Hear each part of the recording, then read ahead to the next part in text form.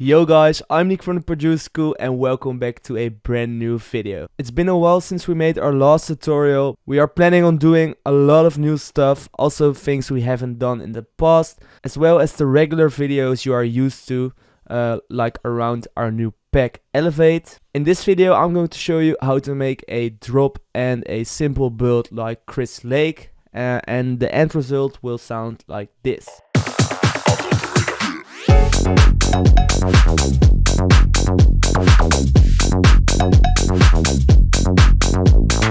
So in this tutorial I will be going over all the elements that are in this track I just showed you, and also deep dive into the sound design and into some mixing techniques we applied on. So let's start with the main element of like basically any tech house track, and also for this one, and that is the bass and the bass MIDI. I came up with something that sounds like this.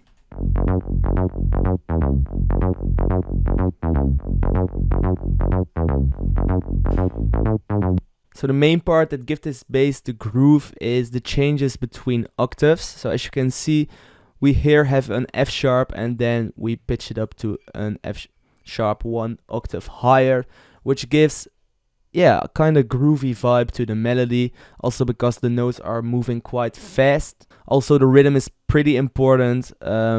I would recommend to create your bass when you already have a kick layered on it, because that will give you an even better idea of the groove and how that eventually will sound. The sound itself is pretty easy. As you can see, we have 2 oscillators, but for this project I'm only using oscillator A. Oscillator B is linked to this macros, and this macros will make sure that it sounds more wide, but we didn't use it for this one. Could be cool if you have this preset to use it, because it gives just a wide touch to the sound like this.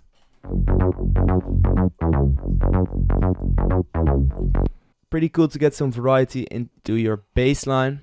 For this one we're just using oscillator A, which is pitched down 2 octaves and has a bit of fine tune.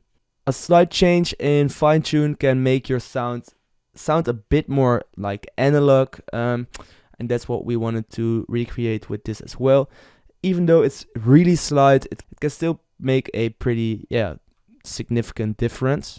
So now we have envelope 2, which is shaped like this, pretty short, it's moving down pretty fast, and then we link that to an MG Low 18 filter, which isn't completely opening up. Later on I will show you that you can automate it to get some variety in your drop, but the bass sound doesn't have to be fully opened, as you just want it to be a low kind of bass with some mids on it. The FX is also pretty straightforward. We have a hyper on it, a little soft clip, there's a delay on it, but that's also for a macros to get like a hash effect, slap delay kind of thing, and then there's a tiny EQ, which is also for the macros, so that doesn't really matter for the sound. So as you can see, basically it's just a saw wave filtered with some distortion and hyper on it, and then you already have that sound that a lot of tech house producers use. To be honest, in tech house most of the time the basses are pretty simple, and this proves that once again. For the mixing part I rolled off the high end with this EQ. I put some sidechain on it with Kickstart, which is just an easy and basically lazy way to do some sidechaining on this bass. And then there is this plugin called Maximus, which is an FL Studio stock plugin. This one is really useful if you're into tech house and bass house kind of stuff, as it's a multi-band compressor, and you can manipulate like the low end, mid end and the high end separately. So definitely keep this one in mind. Then we have a top lead, which is a detuned saw, and we want to use that in between the transition between the first and the second part of your drop. It sounds like this. As you can hear, there's a heavy phaser on it. I will now explain the sound in Serum. It has 2 oscillators and they both have this, I think this is the mini saw, something like that. There's no like name on it right now. Also with some fine tune once again to get that kind of detuned analog sound. They both just have 1 voice of unison, so nothing changed for that. and there is a MG-Low 12 filter on it with this envelope 2 link to it. Then there is a tiny envelope, which is envelope 3. This is linked to the chorus pitch and it gives punch. I told you guys this trick already for like so many times, but still we keep on using it as it's just a really valuable trick. Also we have LFO1, which is basically functioning as an envelope, and we linked it to the noise oscillator. So you have slight noise ticks every time the note starts playing. Then there is a comp filter, which is a like crazy filter inside Serum, which we didn't really use that much in the past, but we tried some stuff with it and sometimes it can really turn out cool. Then there's a delay and a slight reverb, and as I told you, the phaser on the end just makes the sound move and it just makes it a bit more interesting in my opinion.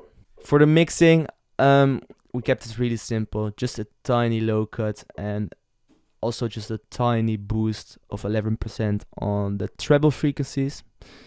And then we have that sound already. Then we will also use this FX from our pack in Elevate. It's really quite a simple sound. It's just this short sweep and it sounds like this. So now I have the drums in front of me, and the drums are one of the most important things in tech house, as they just make or break your track. If you don't have groovy drums on top of that bass line, it will just not sound that good as it potentially could be. So make sure to really put a lot of time in your drums. Try out stuff with percussion, try out different loops from various sample packs, and also try like crazy sounds with delay, and just think out of the box. It doesn't have to be like general stuff as you might be using in progressive house and stuff like that. Let's play these drums.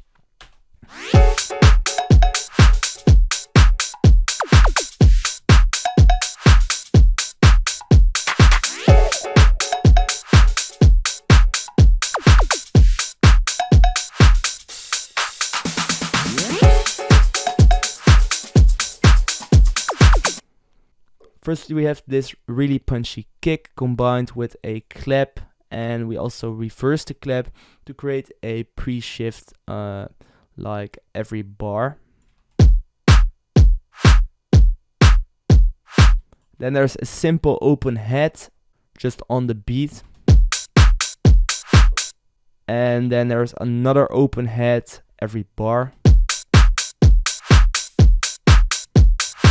just to add some movement to that head pattern. Then there's also a short down filter shot.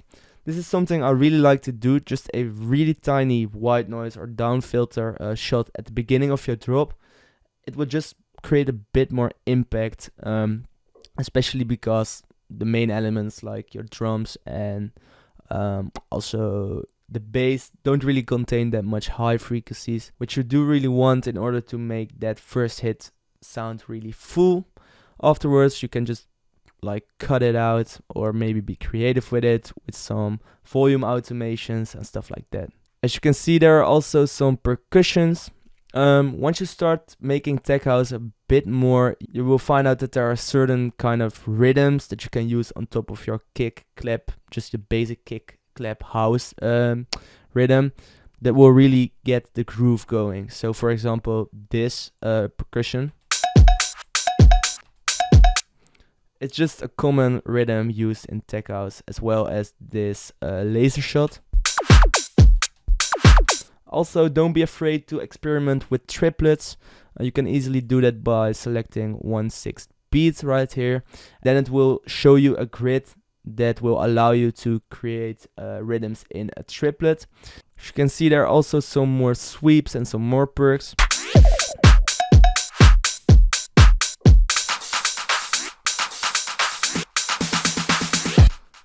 And last but not least, there are some drum loops, which are all from the pack, and they sound like this together. If you're using these drum loops on top of like drums you already programmed yourself. Make sure you don't make them too loud. This can really get messy, as sometimes the rhythms also interfere a bit, and then it can just start clashing with each other, and you really don't want that. Plenty of times a drum loop just won't fit your drums that you already put down there. Then you can just move on to another drum loop. Also in the Elevate pack there are plenty of drum loops, so most likely you will always find some drum loops that you can use. Then let's move on to the build-up I created. This just contains some simple drums that we also use in the drop. And then there is another loop, a long fill, a laser build-up, a down filter, and some uplifters. And these are just basically samples from Elevate.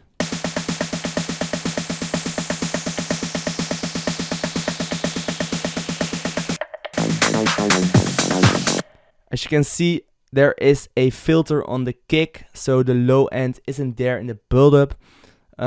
This is basically just a trick to make your drop hit harder, as they already hear a kick, but the low end is missing. Then there's also this automation on the bass, which removes the low end of the bass. Basically same story as that kick. Then there's a filter cutoff, and that's what I told you about earlier in this video. Let me show you it real quick.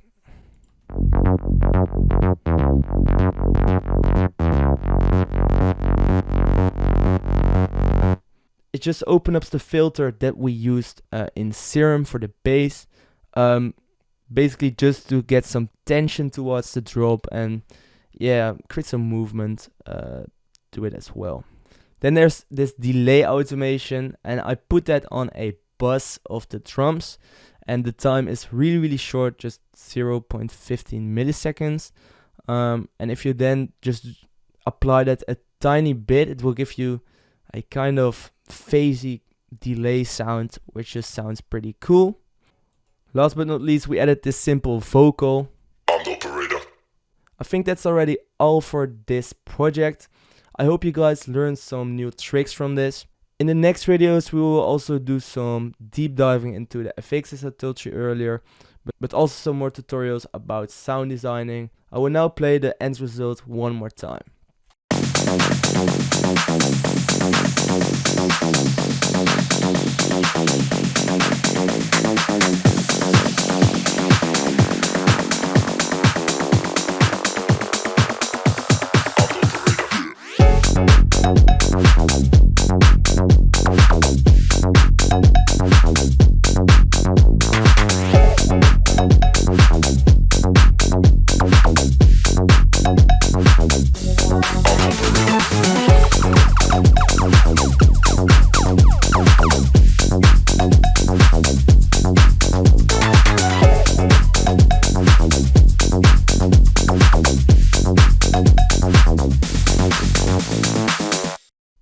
If you like the sounds we used in this video, make sure to check out Elevate. The link is in the description. It's a full producer bundle with plenty of tech house sounds in it, as well as presets, projects, MIDI files, and much more. You can get a full overview on the content of the pack on our website, so definitely check that out. You can also check out the free download page on our website, which gives you some crazy free downloads. For example, we just released a free bass house pack for Serum, which just contains 25 high quality presets, and they are 100% royalty free, and they are also 100% free in general. So definitely check that out.